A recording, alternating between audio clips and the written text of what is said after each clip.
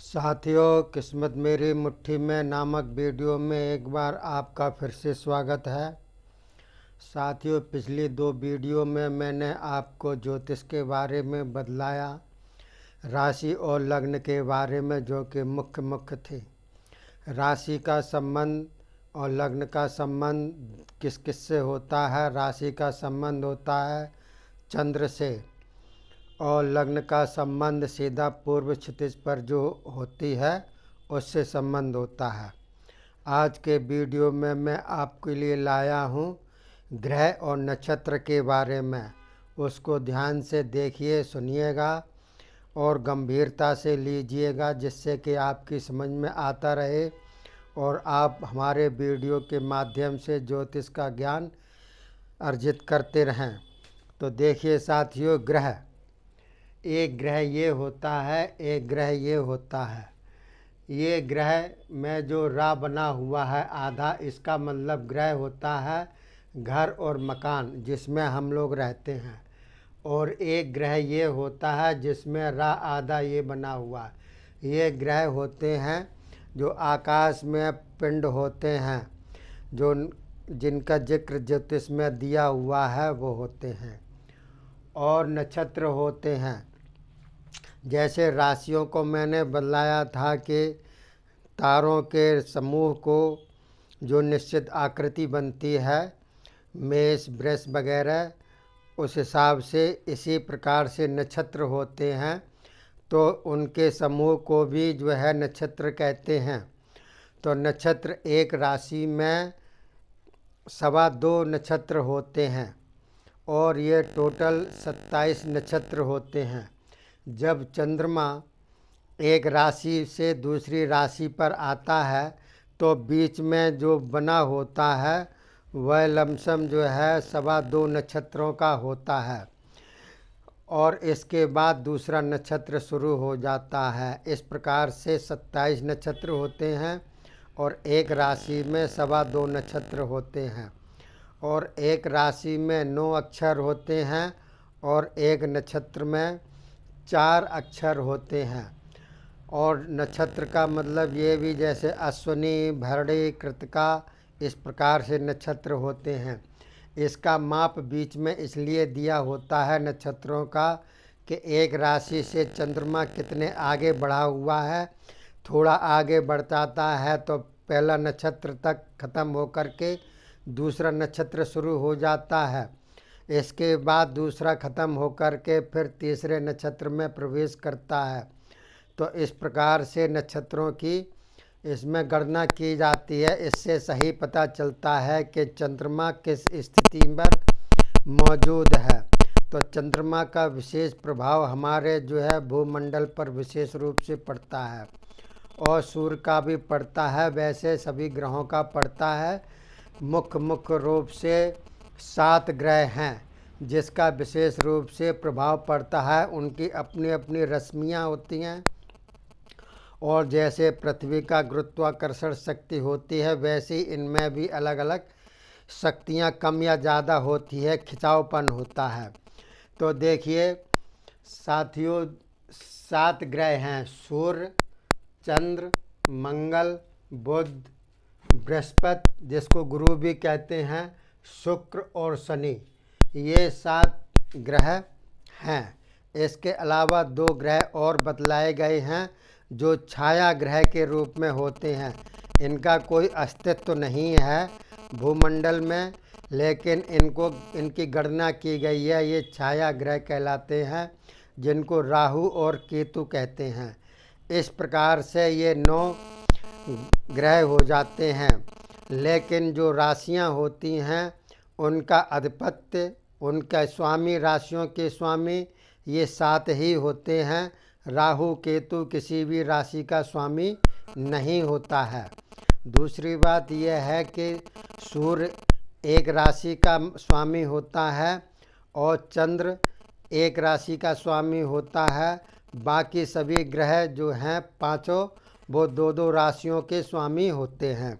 इस प्रकार से यह ग्रहों की गणना की गई है। और देखिए पृथ्वी से इन ग्रहों की कितनी दूरी है किलोमीटर में, ये हमारे ऋषि मुनियों ने बतलाया है। आजकल के विज्ञान उसमें खोज कर रहे हैं कि इसमें सत्यता है कि नहीं है। जो मिल जाता है उसमें सत्यता वो प्रमाणित करते हैं, वही आकलन आता है जो हमारे ऋषि मुनि बतला गए हैं। तो देखिए ग्रहों की दूरी पृथ्वी से किलोमीटर में कितनी होती है। जैसे चंद्र है, चंद्र की दूरी है 38 लाख किलोमीटर पृथ्वी से। शुक्र की दूरी है 4 करोड़ 14 लाख। बुध की दूरी है 9 करोड़ और 17 लाख। सूर्य की दूरी है 14 करोड़ और 16 लाख। मंगल की दूरी है 7 करोड़ 83 लाख। और गुरु की दूरी है 62 करोड़ 87 लाख। और शनि की दूरी है 1 अरब 27 करोड़ और 74 लाख। तो शनि की दूरी बहुत दूर है, इसलिए शनि जो है एक राशि पर ज़्यादा से ज़्यादा रहता है और ये 2.5 साल तक रहता है एक राशि पर। चूँकि दूरी अधिक है तो ये अधिक देर तक रहता है। और इसके बाद आगे चलता है, मैं आपको बतलाऊँगा 7.5 किसे कहते हैं शनि की और ढैया किसे कहते हैं, आगे के वीडियो में बतलाऊँगा। इस वीडियो में सिर्फ यही बतलाता हूँ। और इसके अलावा आजकल के वैज्ञानिकों ने 3 ग्रह और ढूंढे हुए हैं जो कि पृथ्वी से काफ़ी दूरी पर हैं। जैसे शनि काफ़ी दूरी पर है, तो शनि से भी कई गुना दूरी पर ये हैं ग्रह। इनका अस्तित्व बहुत कम पड़ता है, लेकिन फिर भी पड़ता है। तो ये एक एक राशि पर कई कई साल तक रहते हैं। तो देखिए, एक होता है यूरेनस जिसको हर्सल भी कहते हैं, और दूसरा है नेपच्यून, और तीसरा है प्लूटो। इस प्रकार से ये 3 ग्रह और खोज निकाले हैं आजकल के वैज्ञानिकों ने। पुराने जो ज्योतिष शास्त्र है उसमें इसका कोई उल्लेख नहीं है। तो इस प्रकार से सूर्य से लेकर के और प्लूटो तक 12 ग्रह हो गए हैं आपके, राहु केतु मिला करके। तो इस प्रकार से इनका अलग अलग हिसाब होता है। इनमें जितने भी ग्रह हैं, कोई क्रूर ग्रह है, तो कोई सोम ग्रह है, तो कोई नपुंसक ग्रह है, तो कोई जो है खराब ग्रह है। मैं आगे के वीडियो में आपको बतलाऊंगा ग्रहों के बारे में और भी चीज़ों के बारे में। इसके अलावा देखिएगा गुड हेल्थ के बारे में मैंने सिर के बारे में बतलाया था, पीड़ादायक के बारे में, और आज 3 और प्रयोग बतलाता हूँ। फिर कल के वीडियो में मैं और बतलाऊँगा बालों के बारे में, सिर के बालों के बारे में। तो देखिए, पहले नंबर पर आता है मस्तिष्क का प्रदाह, यानी सिर में पीड़ा हो, गर्म हो रहा हो सिर, तो उसके लिए क्या करते हैं, जौ का आटा लीजिएगा और उसको लेई सी बना लीजिएगा और माथे पर चंदन की तरह लेप कीजिएगा, तो मस्तिष्क का प्रवाह जो है प्रदाह कम हो जाएगा। और दूसरे नंबर पर है जिनके सिरों में चिकत्ते से हो गए हैं, सिर में चिकत्ते से हो गए हैं, तो पहले क्या कीजिएगा, किसी सूती कपड़े से उन चिकत्तों को रगड़ लीजिएगा ढंग से। रगड़ने के बाद साफ़ करने के बाद में इसमें अरहर की दाल का पाउडर पानी में मिला करके लेप करके, और इसमें जो है सिर पर जहाँ चिकत्ते हैं उन पर लेप कीजिएगा। ये लेप दिन में 2-3 बार कीजिएगा। फिर दूसरे दिन आप जो है उसमें थोड़ा सा साफ़ करके और सरसों का तेल लगाइए और धूप से उसकी सिकाई कीजिए कुछ देर तक।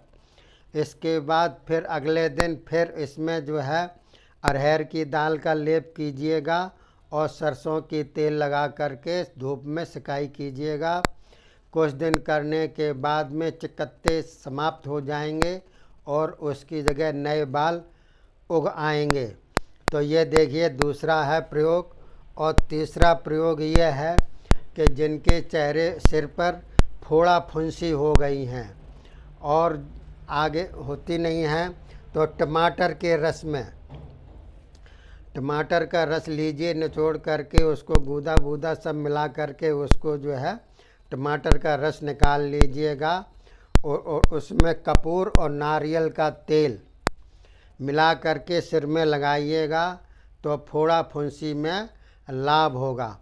तो देखिए साथियों, ये 3 मैंने प्रयोग बदलाए हैं। अगर आपके यहाँ या किसी अड़ोस पड़ोस में या कहीं भी हो तो उनको ये हो तो बतलाइएगा और उनको प्रयोग बतलाइएगा, जिससे कि आप भी जो है फ़ायदा उठाएं और हमारा भी वीडियो सब्सक्राइब हो और लाइक करें लोग बाग।